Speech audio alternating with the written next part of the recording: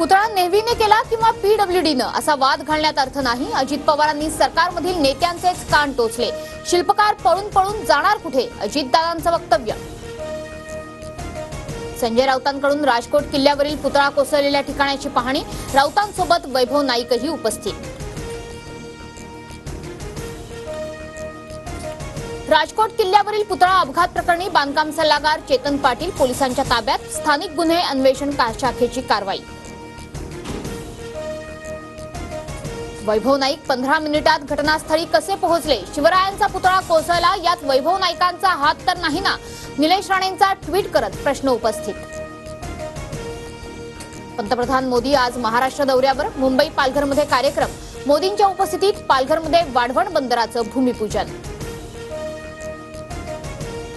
मोदींच्या हस्ते आज वाढवण बंदराचं भूमिपूजन, स्थानिक भूमिपुत्र आणि मच्छीमारांकडून निषेध, बोटीमध्ये काळे फुगे आणि झेंडे बांधून निषेध व्यक्त। मोदींच्या दौऱ्याला वर्षा गायकवाड यांचा विरोध, आंदोलनाच्या इशाऱ्यानंतर पोलिसांकडून वर्षा गायकवाड होम अरेस्ट।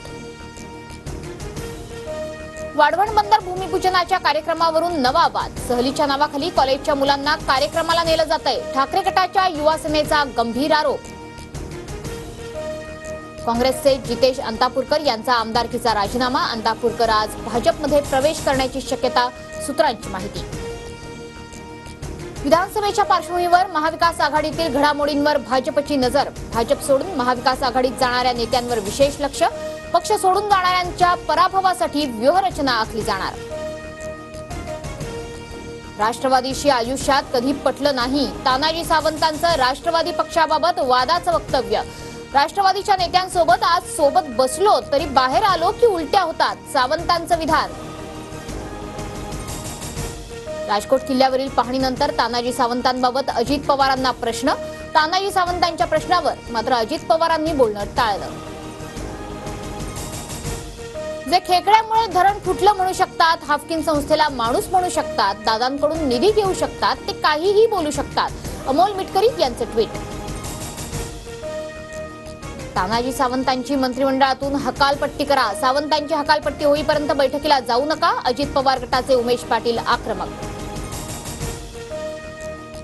हर्षवर्धन पाटलांचा आज इंदापुरात कार्यकर्ता संवाद मेळावा, हर्षवर्धन पाटील पवार गटाच्या वाटेवर असल्याची चर्चा, कार्यकर्त्यांसमोर पाटील काय भूमिका घेतात याकडे लक्ष। विधानसभा निवडणुकीसाठी संघ भाजपसोबत मैदानात उतरणार, केरळमधील बैठकीत निवडणुका, नवीन अध्यक्षाची निवड यासह संघाच्या विविध विषयांवर चर्चा होणार।